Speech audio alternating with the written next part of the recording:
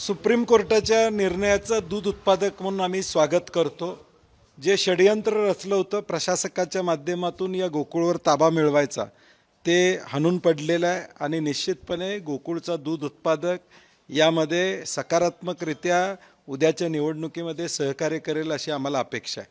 आम्ही सातत्यानं म्हणत होतो की 1200चा निकाल लवकर लावून या संस्था मतदानास पात्र करून ज्या पात्र असतील त्यांना पात्र करून ताबडतोब निवडणुका घ्या. कारण की शेवटी मतदानाचा हक्क हा राहणं अत्यंत गरजेचं आहे.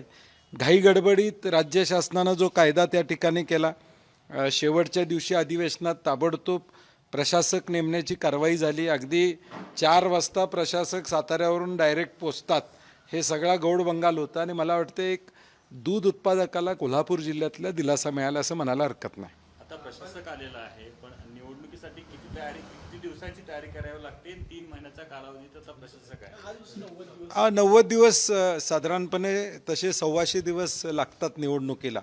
परंतु कदाचित 90 दिवसाचा प्रोग्राम करत असताना पुन्हा सरकार सुप्रीम कोर्टमध्ये जाऊन 10-15 दिवस वाढवून घेऊ शकतं. परंतु आता सुप्रीम कोर्टाने निर्णय दिला की प्रक्रिया सुरू करा, त्यामुळे प्रक्रिया सुरू होईल.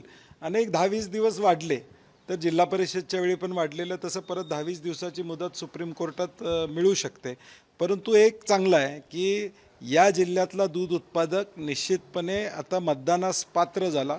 मतदान करून तो निर्णय घेईल की उद्याच्या निवडणुकीत काय करायचं.